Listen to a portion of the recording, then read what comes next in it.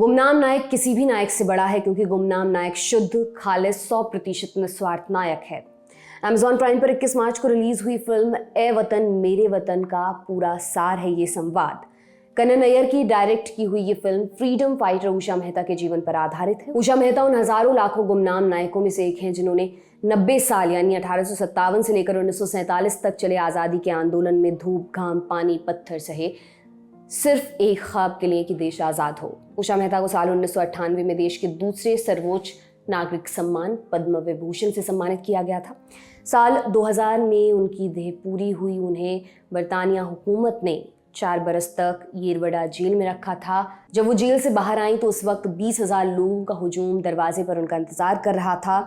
ये त्रासदी है कि हम उनके बारे में बिल्कुल नहीं या बहुत कम जानते हैं। ये फिल्म उस कमी को बहुत हद तक पूरा करती है। फिल्म में उषा मेहता का रोल निभाया है सारा अली खान ने और इस किरदार के साथ वे लगभग पूरा न्याय करते हुए नजर आती हैं।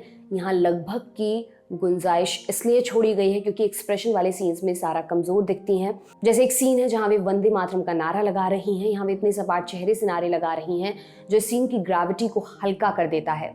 सोशलिस्ट नेता राम मनोहर लोहिया का किरदार किया है इमरान हाशमी ने और उन्होंने अपने स्क्रीन टाइम में दर्शकों को वो सारी वजहें दी हैं कि वे इस बीच में फ़ोन चेक ना करें। फिल्म की स्टोरी 1940 के दशक के राजनीतिक माहौल पर बेस्ड है। दरअसल 1942 में देश की आज़ादी के लिए भारत छोड़ो आंदोलन हुआ था।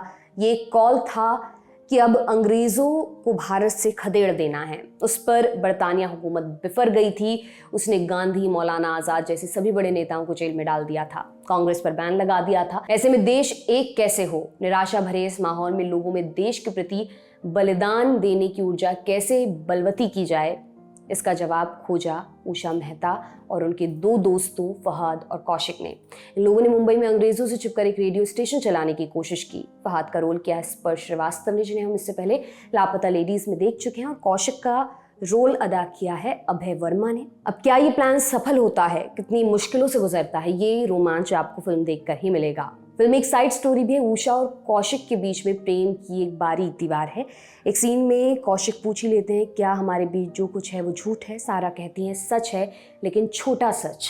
फिल्म में दोनों से जुड़े कुछ सीन्स हैं, बिल्कुल भी लाउड नहीं है।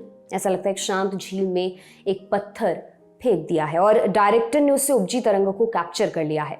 फिल्म के साथ एक बुनियादी समस्या है, वो है साइड एक्टर्स को बिल्कुल इग्नोर करना।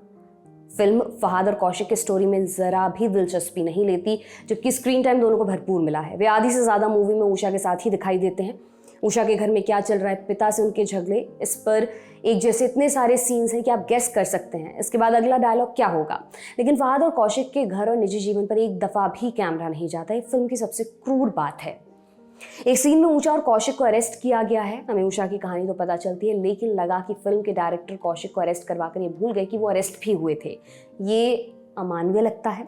फिल्म में उषा के पिता का रोल किया है सचिन खेडेकर ने, जिनका हृदय परिवर्तन व्यूअर्स के लिए इस फिल्म का एक और हासिल होगा। सबसे बड़ी बात यह है कि फिल्म आपको आज़ादी के आंदोलन के प्रति कृतज्ञता से भरती है, बिना किसी नैतिक दबाव के।